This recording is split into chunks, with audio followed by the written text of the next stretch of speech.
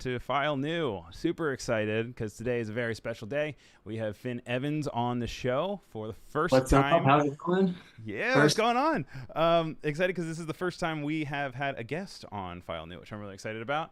And this is going to just be kind of a little bit more of the same, a little bit some new stuff. We're going to be spotlighting Finn. It's going to be really great. But I guess the first thing that we can do as part of this next gen creator takeover boot camp that is all day today on Adobe Live is we are going to be looking at a lot of Finn's work, and if you want to look at other people's work as well and some other awesome creatives throughout the day, make sure you check out some of the other replays. We'll be talking about that as we're going on. But if you're wondering what next gen is, it is next generation. So it is younger artists that are up and coming into the world of being professionals. Finn, you would never know is as young as he is. I'm not going to give out his age, but you would never guess based off of his work. But with that said, I guess Finn, do you want to do like a little bit of a elevator pitch about who you are? 100%. Yeah. What's up, everybody? My name is Finn Evans. I'm from Colorado, USA. I live in New York and I go to school at Pratt Institute. That's where I'm joining from right now. I'm a designer and illustrator, and my whole entire goal is to kind of help people bring their ideas to life. But no, so I do a ton of different work between illustration and branding. I'm getting into comics more as I get older. I really love drawing. I already got one degree in graphic design, and now I'm doing another for illustration. So I'm trying to do as much as I can as quickly as I can, basically. But we should hop into our first segment now, which is news.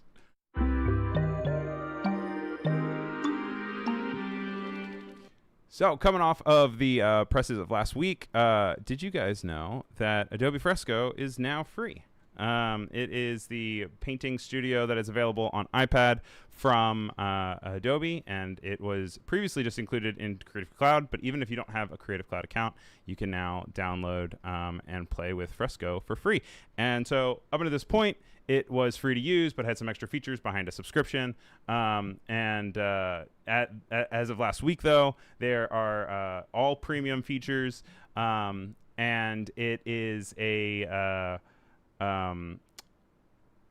it has unlimited brushes for you. It has the Adobe fonts. It also has custom brushes that you can upload. You name it.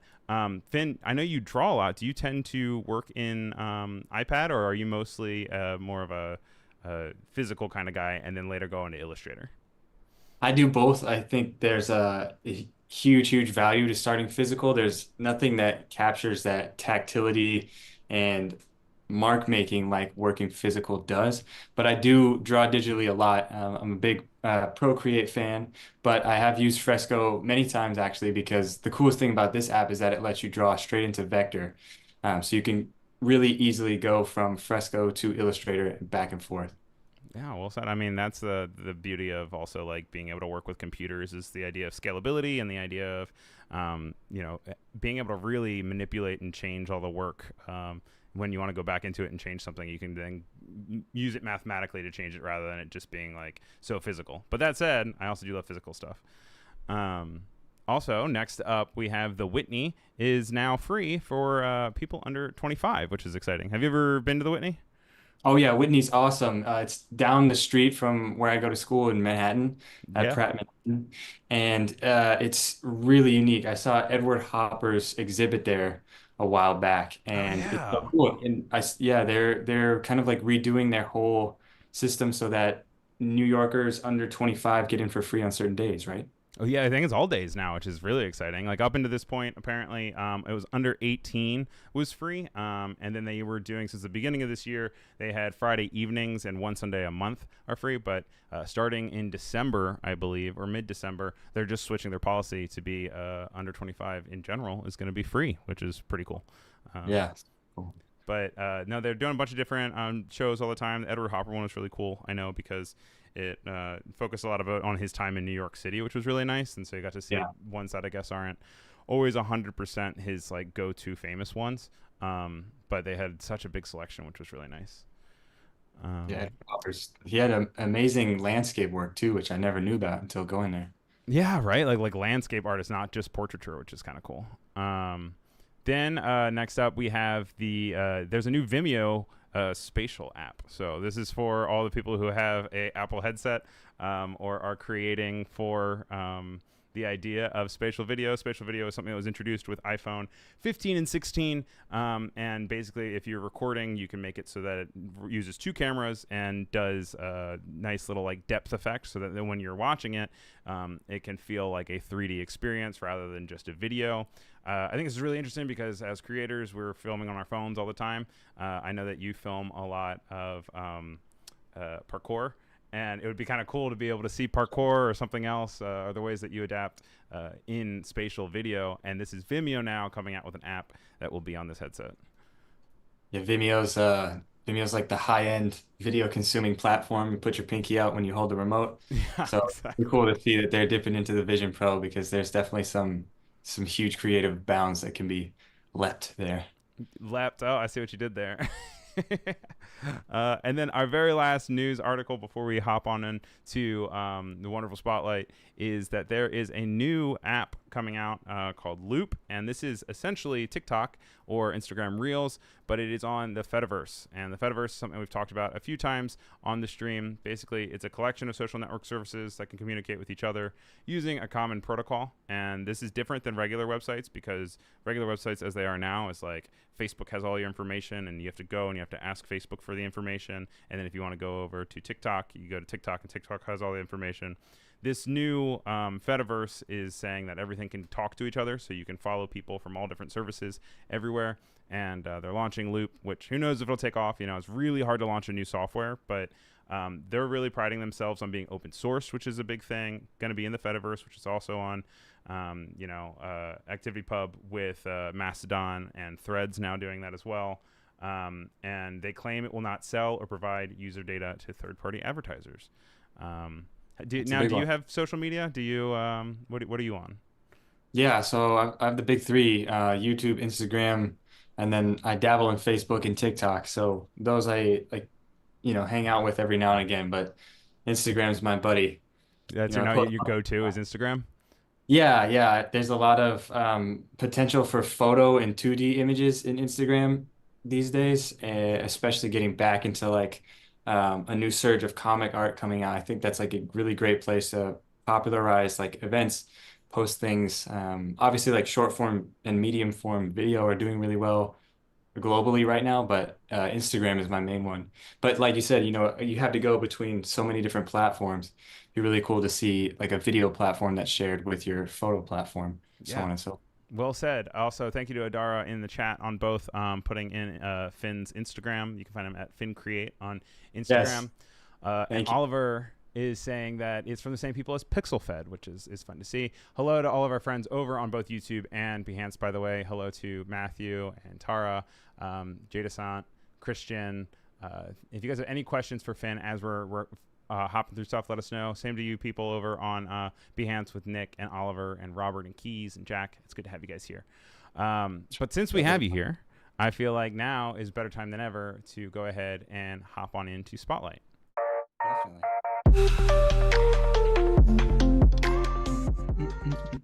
So you prepped a little something for us. We're looking at Finn's screen here, and you want to just kind of walk us through what you got planned for us today? Yeah, definitely. You're seeing this, right? Yep. Okay, cool. So, what's up, everybody? My name is Finn Evans. I'm a designer, illustrator, and artist. And I wanted to kind of run you through how I use Illustrator and how you can use it for your art, be it physical or whatnot. I'm from Colorado, so I grew up in the mountains and I was raised in a cave, and now graphic design is all that I crave. So I moved here to New York and got really into drawing and illustration. Before that, I was big into graphic design and I was doing branding and stuff like this. But now I moved more towards things like this. I started making comics with my friends these past years, and this is something I'm trying to pursue further. The cool thing about comic art is that you can make it really quickly because a lot of the utensils you need are either physical or digital. But there's one downside, and it is that you often can't scale these raster images up super large. So today I wanted to show you how I went from this kind of idea of making a comic in a vector software to the actual final piece. So here we go. This is the piece that I made quickly. It's just a quick like 4-panel comic called The Offering. But all that I did here was I drew everything physically on paper and then I traced it, put it in, and made everything vector. So you could blow this up, you could put it on a wall, you can zoom in infinitely, and it'll be super crisp and super clean. It's not Crispy pixelated, clean. crispy clean. Exactly. Also, in the chat, Keys is saying nice intro poem.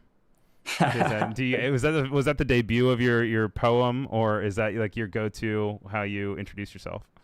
One of my favorite hobbies that I kind of picked up recently is freestyle rapping. So sometimes that part of my brain just doesn't turn off. So you just naturally rhymed. You didn't even prep it.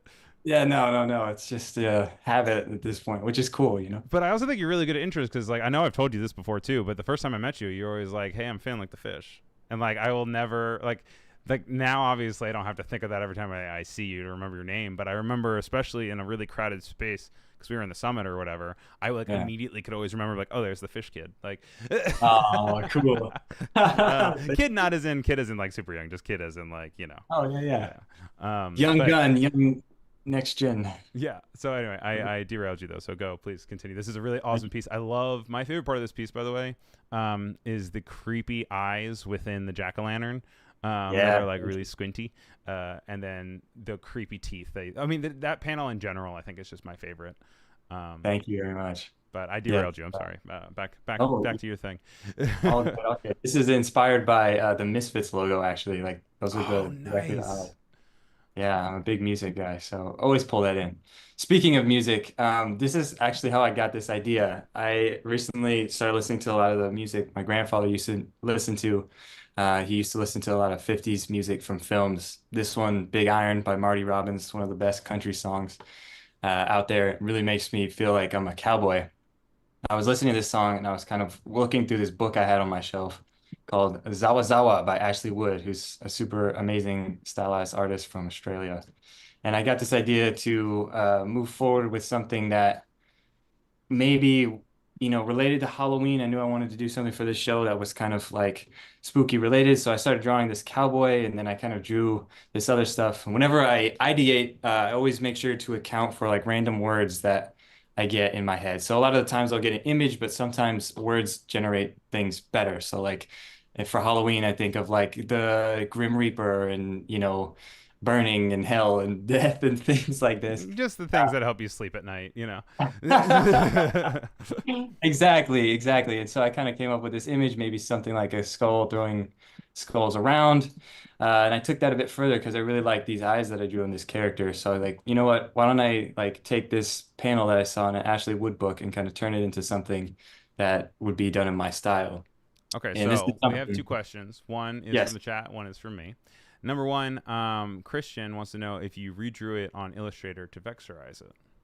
Well, yes. So this is where I'm going with this. I often tend not to draw things on Illustrator because I only ever draw with my mouse, and it's kind of hard to do that. I was a trackpad trailblazer for a long time, and then I got a mouse and it changed things, but it's not nearly as good as like a Wacom pen. But as a artist and illustrator, I always trust my hand more than I trust the computer. And that's kind of the bias that I think I'll always have. So I like to get things down on paper first. And that's kind of Okay. where And when is. you're doing that, I am interested. What kind of pen, what kind of marker are you using, especially for these? It looks like something maybe with like a softer tip. Yeah, so for all of this, this is like super quick, super rough. This is newsprint paper, and all I'm using is just a regular fine point Sharpie.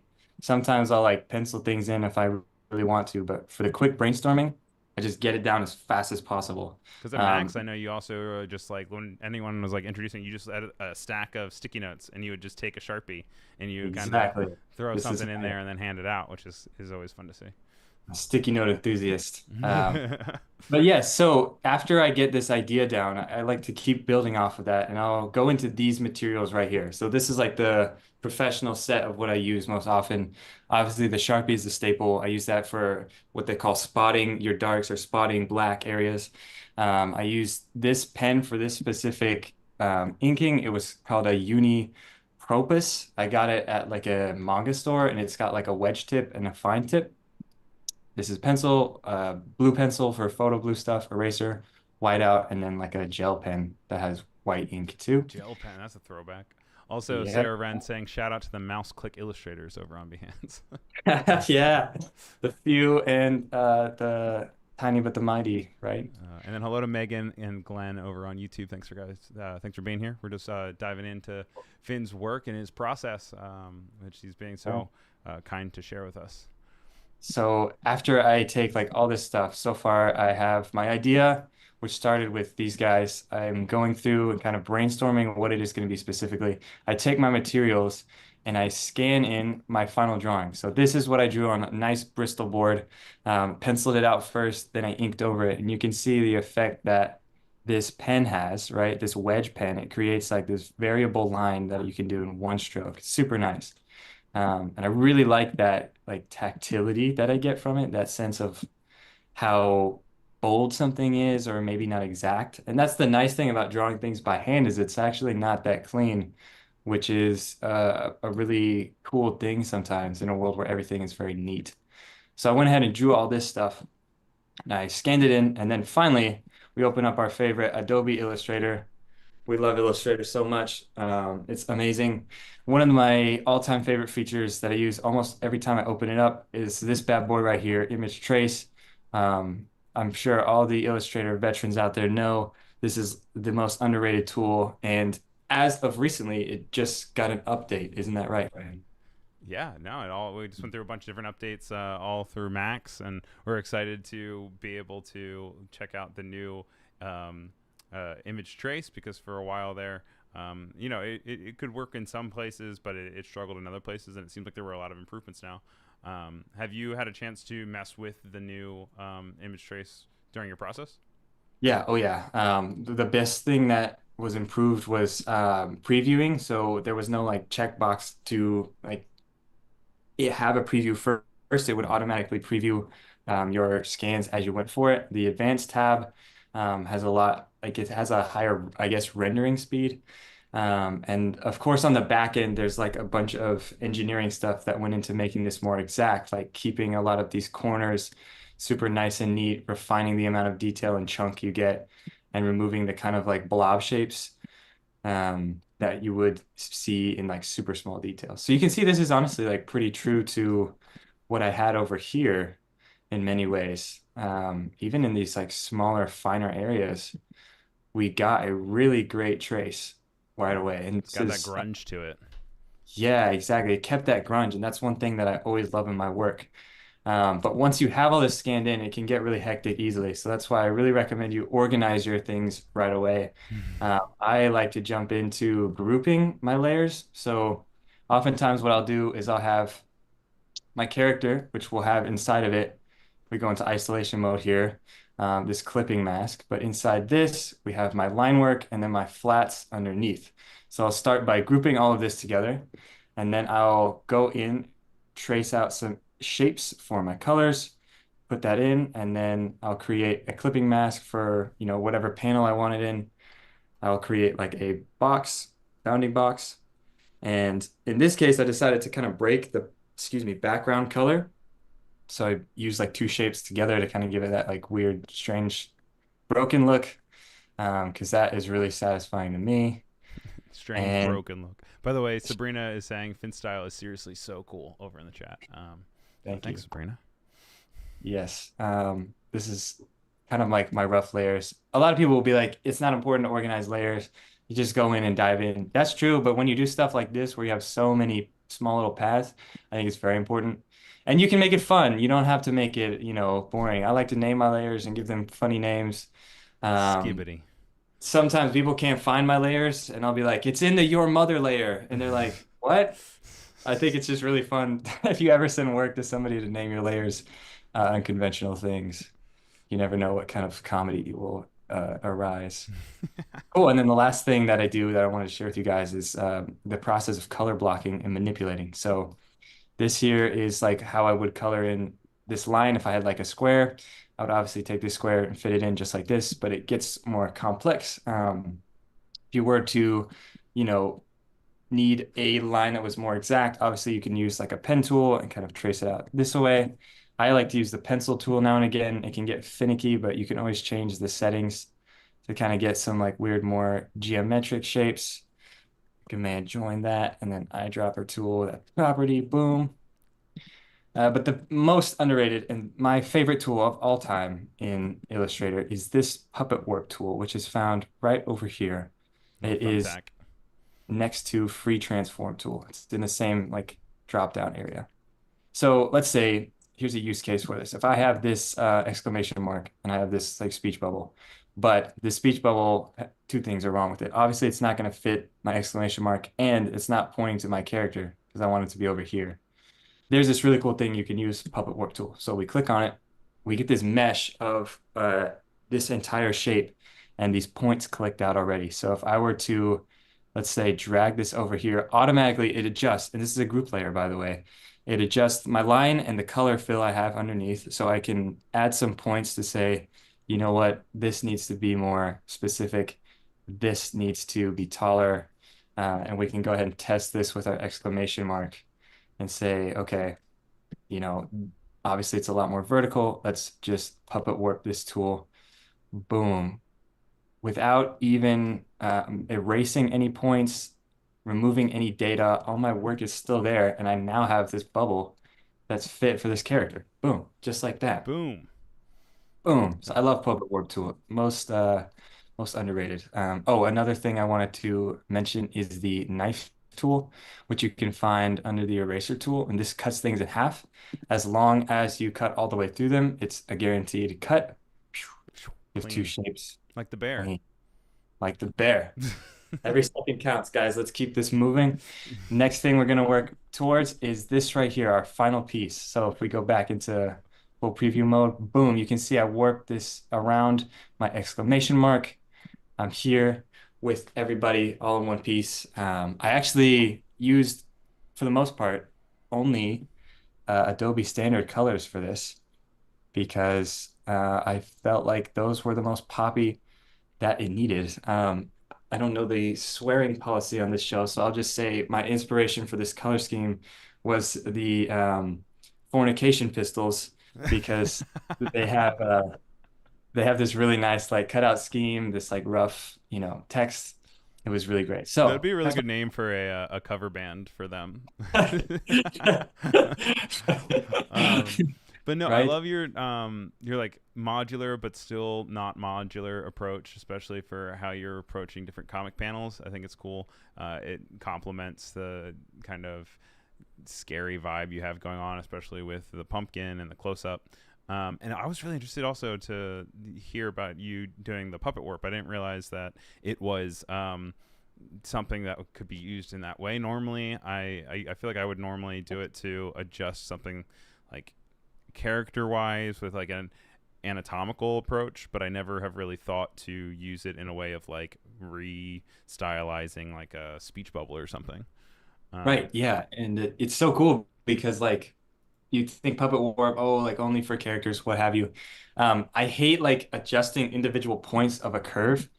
Like to me, doing this all the time is like really annoying, oh, especially if you're working on a small screen. So Puppet Warp is perfect for that, even if you do logos or anything like big like that. I It will works say, really don't well. sleep on the lasso selection tool though, because that'll get both Yeah, for you. Um, that's that's and I feel true. like sometimes I forget about that being there. Uh, Yes. but fantastic! Thank you so much for sharing your work with us. Was there anything else for this part, or should we go ahead and hop on over to resources? The last thing I want to mention to you all before we close this out is Yeah. don't discount working physically. All the work that you see right here was just drawn on sticky notes really quickly. And yes, that has kind of a crude sensibility to it, but sometimes that is really nice. So don't forget to experiment, try as many different things, and really use image trace to the full capabilities. How do you Uh, store all of your physical stuff? Do you just like keep it in a big box, or? Yes, I have a like the inks for this here page I Mhm. will save, but like things like this I'll just throw away because I have the SVGs. Yeah, And yeah. should anyone in the comments ever want them, feel free to reach out to me on Instagram and I'll send you a whole pack of these SVGs that you can use in your own work. I mean, that'd be cool. A little challenge too to be able to see. Particularly like the texture of the top left there above Now You Try, but also I really like the swirly guys that you got in there as well for the hazy vibes. I think that they add a lot of, you know, like fog, haze, spookiness, especially behind the my favorite jack o' lantern panel. Yeah. But even as a way to tie panels together between the exclamation point and question mark and then the skeleton there on the bottom. There we go. And so, do you normally just save them in a library then, or are you saving them like in an SVG file that you just have easy access to the folder to? I do both sometimes depending on the project. Like, it'd probably be really easy to add this to libraries for this project. I like SVGs because you can populate them on a website and build it out further or send it to other people for collaboration, going forward. And like I said, it's all vector artwork. So should this get picked up by like a muralist or something, they say, wow, we would love to print this out. You could just do this right away. Outline No all your problem. strokes, outline all your type, and you're good to go. Fantastic. Well, thank you so much for sharing that. Very, very cool. Love your style. Love how this looks. And what's coming next from you? What are you working on now? So right now I'm working on a bunch of different projects while I'm in school. I started oil painting this past year, which has been great. And I'm doing all sorts of different comic projects at the moment. I help run a comic book club. I'm working on a short story that will be out hopefully in the next year and many other projects on Instagram. So make sure you keep up there. Boom, this guy is my @ and you see all of that good stuff. Fantastic. All right. Well, let's go ahead and hop on into resources then.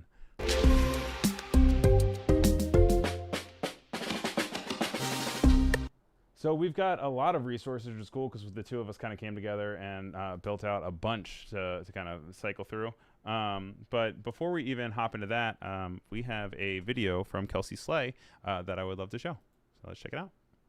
Here are my 3 favorite graphic design books and why you need them. First things first, we have The History of Graphic Design, which is a comprehensive look into hundreds of graphic works over the span of 130 years. This one is a must for your library, is packed with so much inspiration. Second off, we have Creating a Brand Identity, which is a complete handbook into getting into brand design. This one is definitely for my designers that want to niche down into branding. Lastly, we have A Designer's Dictionary of Color. This book really breaks down how to use color in your work and what colors mean. Plus, I just love how pretty this book is. Follow for more graphic design content. Okay, bye! I love how she says, okay, bye, at the end of it. Kelsey kills it. At Max, she did a phenomenal job, and she always makes such engaging stuff. Yeah, specifically, I know she was host of Sneaks, which was really cool. But if you guys want to follow her, she is a design evangelist for Adobe and comes up with really great content, both for designers and illustrators alike. But I really liked that she was doing that with the design books to add to your library. I know that when we were talking about the show and kind of what to hop into for resources, you brought up a few books that you really like. Do you want to walk through some of them? I know the first one you mentioned was the lettering manual. Yes. So House Industries is a company that was formed to create type by a bunch of artists who didn't really know what they were doing. So in the early 90s, these artists got together and started making type. They were all illustrators, type designers, graphic designers in some way. And they started making these fonts that they would sell to anyone who would buy them. And a lot of people in the music industry picked up on them. They were really coming with some interesting, unique stuff. I got to see one of the lead designers give a talk at a school nearby a while back, and he would talk about how they went from like a group of friends to full-on professionals, and they learned so much along the way. If you are interested in type design, if you have any kind of calligraphic element to your work, hand-drawn type especially, this book is for you. It talks about how to go from zero to hero with the lettering techniques. There's a ton of small, super, super anatomical stuff to these letters that you would never know about that this book illustrates perfectly. Yeah, so obviously type design is something that a lot of people associate towards, I don't know, graphic design. But I think especially as a comic creator, I feel like you have to pay a lot of attention to type. When you're creating letters for your stories that you're working on, are you just handwriting them as well? Yes, sometimes I do. Sometimes I have like fonts that I'll use that I kind of like. It kind of depends on obviously the mood of the character, having good judgment when it comes to that stuff about, okay, I'm having a sad moment. The type should be really small, and maybe kind of loose or broken versus like a loud, exaggerated, hectic moment. Obviously, that sensibility helps, but I tend to write everything myself because why not? If you're already drawing it all, what's a little bit Just more? a few more hours of work. Who cares? Who kidding? So, but when you picked up this book, do you feel like your lettering changed when you're approaching in your own work? Yeah, definitely. Especially when I got to the digital cleanup for my logo design. Like a lot of clients I have for my freelance logo design will come from music backgrounds or in the music industry in some way. And knowing like when you have a calligraphic L, that the overlaps actually don't overlap all the way. Like one part will get cut off and then a few points down, the next stem will begin. And that helps your eye read it as a better swoosh. That stuff was a huge takeaway for me. And Andy Cruz, that was his name, Andy Cruz. He has some really great notes on this book and the team in general. All right, we'll have to check it out. And the next thing that we have here is Ashley Wood. Can you talk a little bit about Ashley Wood? Oh, I can talk for days about Ashley Wood. Yes. Ashley Wood's amazing. So Ashley Wood is an artist from Australia who started doing these kind of I wouldn't say crude, but fresh and sharp movements with his work. And this got him into a lot of different worlds, comics mainly, and this is how I found out about him, and many poster designs. As an illustrator, he does all sorts of different stuff. He also started dipping into the fine art world. And I have his book over here called Zawa Zawa, the one that inspired my work today. But the thing I love about Ashley Wood is his realistic sense of rendering in combination with his approach to style and simplicity. So a lot of the times he tackles like these women figures and these robots, and it just makes you feel like so intrigued by what's going on between the way that he draws and the stuff and how he does it. Right on.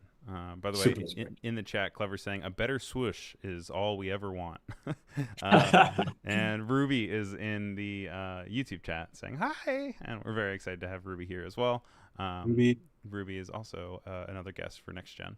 Um, but yeah, so I definitely have to check out some Ashley Wood. I know you said you picked up one of the books that then inspired the piece like to today, but he has a very large selection of books that are available, and it just seemed like the really good inspiration. Also, the way that he kind of navigates color is really neat because it could easily feel very muddy, but Mhm. he kind of leans into the muddiness in a way that then separate, like it's like when you just trust the process and you keep pushing, keep pushing, and then finally it comes out the other side. Yeah, So I think that's too cool. definitely. And then the last one that you mentioned was the Across the Spider Verse art of the movie. Can you talk a little bit about that? Yeah, so I'm a huge Spider-Man fan. That's the reason why I'm in New York, actually. No way, I, really. I didn't think I would ever move to New York, but I really wanted to ever since I saw Spider-Man as a kid. Excuse me. So, Across the Spider-Verse is the art of and the concept and world building that went into the second Spider-Verse film. They talk a lot about how they built on top of their already existing language, how they managed to kind of push this stylistic approach to the Spider-Verse by also breaking it and kind of changing it in many ways. You see like all sorts of character designs. Whenever I look at this book, I feel so inspired. My friend Danny Berueco, he bought this for me for my birthday when I turned 21, and I was like tearing up. I was just like in awe by how many amazing things were inside this book because it's all the stuff that made it and that didn't make it. Yeah, all the concept art and kind of just breaking down different characters. To that point, do you have a favorite Spidey? Oh, that's hard. But I would have to say Brian Michael Bendis. Um, he has a run of Ultimate Spider-Man where he's just like this funny teenage kid, and he is like in a house with Aunt May. Like Aunt May takes care of him and several other mutants. And this is like this story run. I think his Spider-Man, Brian Michael Bendis Spider-Man, one of my favorites because that's also the world that Miles Morales comes out of. Oh, fantastic. Yeah, no, really cool seeing them recently really explore with the whole universe of Spider-Man. And then also how that's reflected in like the movies and Spider-Verse. I know that with animating the process of Spider-Verse, they also like had some characters that were animated on different like twos or threes rather than other Yeah. characters to kind of show their division Gee. from everyone else. Um, Yeah. so it's just very well thought out and very exciting um, piece of reference. Um, 100%. we also have a few great resource websites that you brought up. I wanted to kind of jump into those. The first being a YouTube page, Gawx Art. Do you want to talk a little about Gawx? Yes, I love Gawx. Oh my gosh. So I brought this to you because two things. Gawx is also an illustrator, so I figured that would be perfect for like our session today. And also, Gawx Art makes these incredible DIY films that look like professional grade movies. I highly recommend you check out this work. We have it dropped in the Raindrop link. And Gawx does all this stuff by himself with help from his dad and his brother in his house. And you're like, you watch this and you're like perplexed as to why this looks like a Tarantino film about this guy's sketchbook. And there's like tens of thousands of videos breaking down how he does it. And he's the sweetest kid. He's just on this interview and he's like got this Spanish accent saying how it's just me, my dad, and I hold the camera and he does the light effect and then, he color grades it. And it's just perfect. So growing up, I'd always watch like Illustrator YouTubers, but this feels like the grown-up version of that. Yeah, just because the production quality in itself, like even though it was, I don't know, cheaper to make or something, like it still feels like the attention to detail with it is so amazing, and you can learn so much out of it that like you kind of forget that it's all accessible to just someone with a camera, which is cool.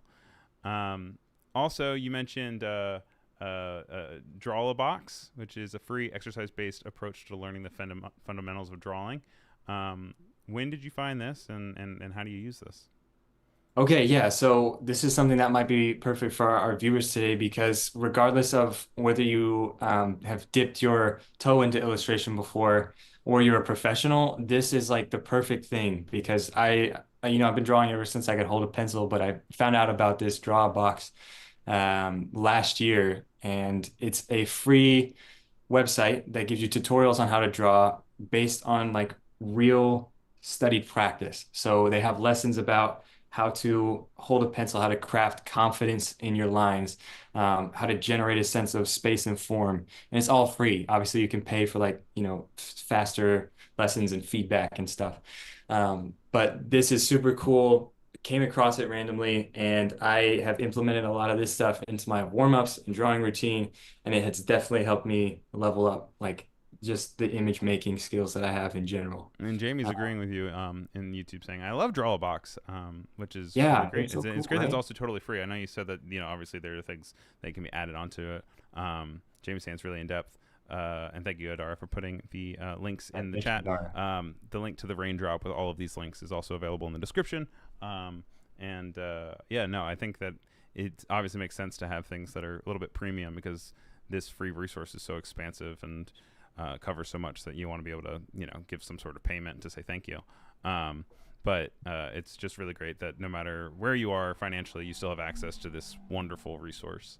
Um, Yeah, and I scratched the surface and I got a ton of value from it. So I can't imagine like people who will like commit to doing this stuff like frequently and often, um, how they would improve. Because I think it's funny, a lot of illustrators are hesitant to jump into Illustrator, the program, whereas a lot of graphic designers are hesitant to jump like into drawing with a pen and pencil. I right. think this is a perfect way to bridge that gap, if you have any kind of lack in those areas. Great. And then one other YouTube video channel that you mentioned was Studio Practice. You talk a little bit about this?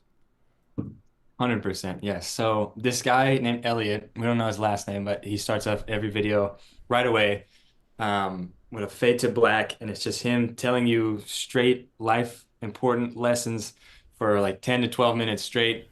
It's all related to graphic design in some way, and he is really straight to the point. He's like the kind of graphic design teacher that I think a lot of graphic design students would really want to have in a classroom because he's very like serious and dedicated, very no BS. But he's also like very inspirational and gives you like good advice to keep moving forwards. So I really love watching him because his videos tend to be very A, straightforward and simple, and B, very inspiring and inspirational. And I know earlier you were talking about how you had YouTube, how you had Instagram, but it seems like a lot of your education is coming from self-watching YouTube. Would that be a accurate understanding? Yeah, 100%. That's how I learned how to use Illustrator and how to use Premiere Pro. I watched just a bunch of different people do certain things and kind of picked up on it and went from there. I'm Yeah. like I got my first degree from YouTube Academy. YouTube Academy. Which, speaking of which, by the way, there was a motion design hotline on earlier today that is really fun to watch, and it's all about reanimating ghoulish graphics, and it has Evan and Kyle with special guest Isabel Jordan. Isabel Jordan helped create a really great like poster, and then Evan and Kyle, or whoever these unidentifiable superheroes are, were able to then go and create this really cool animation of said poster, which I'm going to go ahead and pull up real quick so you guys can see. And it's heroes Yeah. and villains. And it's available for a replay if you guys want to check it out. But they were saying that Isabel Jordan is a really, really great guest. And since the party is hero and villain themed, they were all in superhero costumes. They were excited about how silly it was. But here is a portion of the animated poster that you can learn how they made, which is really nice. And just kind of to your point of the idea of learning a bunch of different stuff on YouTube, this is just kind of a free resource that you can hop in and figure it out. But I love the sliding eyes. It's always fun. That one was so cool to see. Yeah. Yeah. And also kind of reminiscent a little bit of some of your stuff too with the texture and the grit. Definitely feel like it's very tactile, which is always nice to see. So. But obviously there's a lot of type here. There's a lot of type going on, which I think is a great transition into my favorite part, which is font of the week.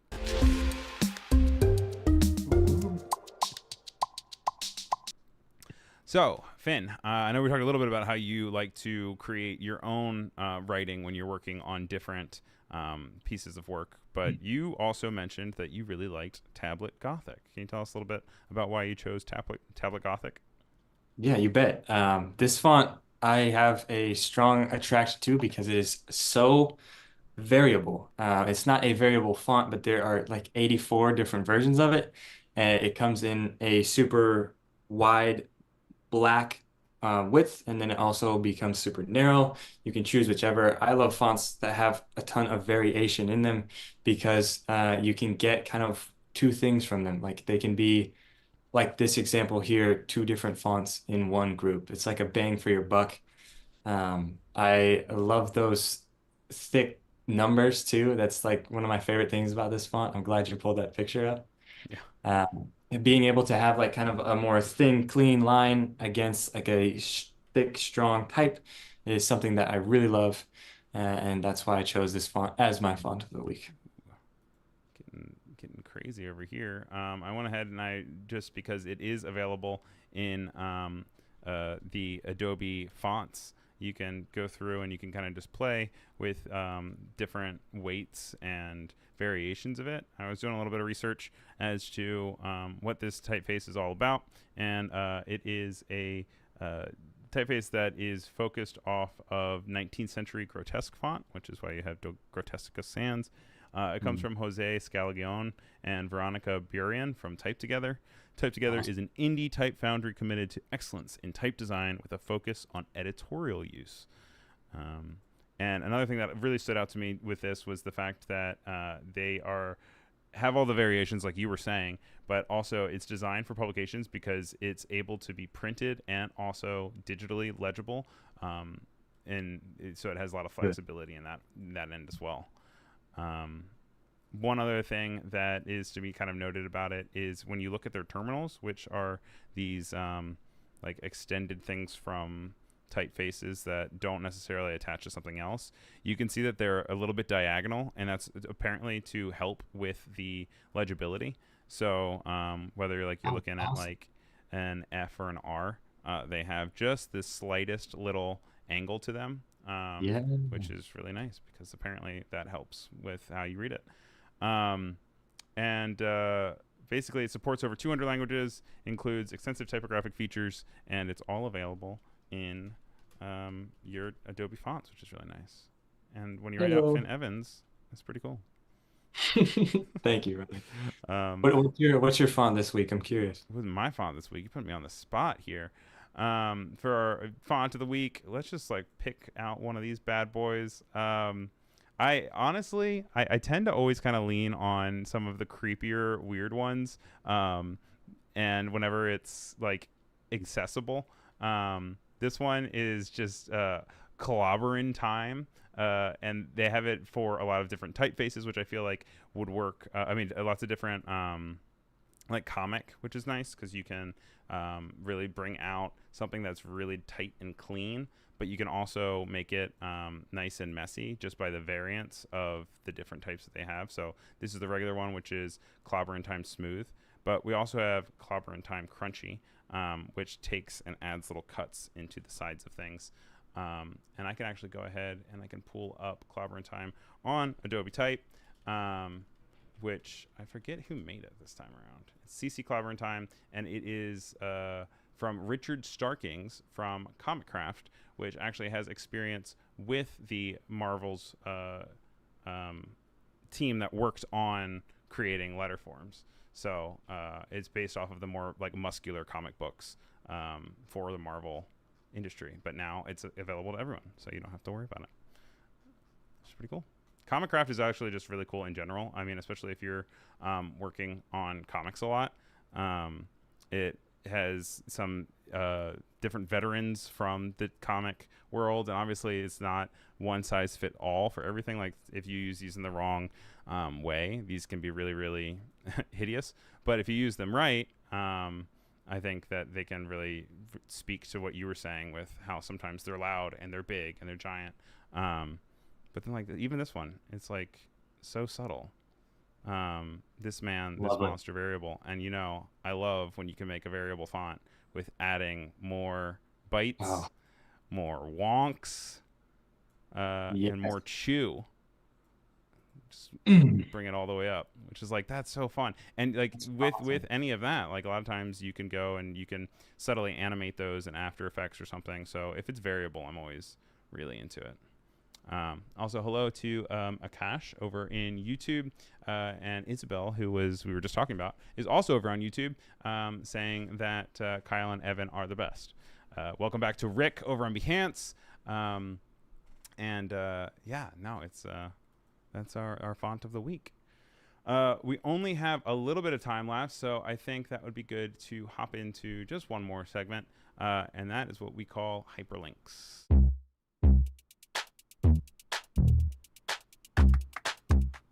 So for hyperlinks, we only have one this week, but this one is called DayJob, and this is the one that you kind of brought over to us, Finn. Do you want to talk a little bit about DayJob? Yeah, 100%. Day job is awesome. They, as you can see, keep things clean. They keep things straightforward. I love this site because it's like a kind of exploration based site.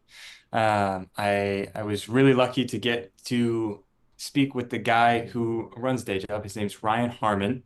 He gave a talk at Adobe MAX about how to create great branding. That's what they do. DayJob is a studio that created branding for a drink called Recess. It's a CBD drink. They did a ton of other things. My biggest takeaway from his talk was what he said at the end, which was to become great at branding, you have to kind of become a meme. And that's kind of what we have here in this store, or this website, I should say. They created the David chocolate bars or the protein bars. They do a lot of really great food packaging. Day Job is awesome, and they're super extensive with their work. And I just like the interactivity of the site. It feels and works like an old computer. and you can drag around things and move things around, and it kind of has Easter eggs as you kind of continuously do things that you would generally do on a computer, which is nice. But it still does a really good job at being able to document all their work and also have the functionality of things that you need, like an email to them. Like you can still get their email if you want to do it in your own client, but you also can have it create subject and send it off straight from them. I also just like, it's like you can just pay them a bunch of money if you want to. You have to connect it to Stripe, so we're not going to do that live on stream. But I thought it was a really good call out. Also, they just have Doom on there, which is hilarious. But yeah, it was a great link. And you can just find that at DayJob.Work. Unfortunately, though, that seems like that is going to be all we have for time for us to. But the day is not over. We still have some more Next Gen Creative Takeover coming over. But I know we said it a few times, but just one more time, Finn, where can we find you and what can we expect to see next? Yeah, thank you so much for having me today, Ryan. It's awesome. Super glad we got to talk shop and learn about a bunch of new stuff. You can find me, Finn Evans, online at Finn Create on Instagram, FINNCREATE, or you can check out my website. It's www.finnevans.work, WORK. Right on. Well, thank you again for coming on the show. Looking forward to having you back on sometime soon. And excited to see whatever you said. Stories coming out later, right? Yep, we got When's your some story come out? work. Hopefully in the next year. Oh, right on. Yes, this is going to be a big one. So also, I'm gonna let you guys explore it on your own. But I left DayJob.Work up and then continued working, and something happens when you don't touch it for a little bit.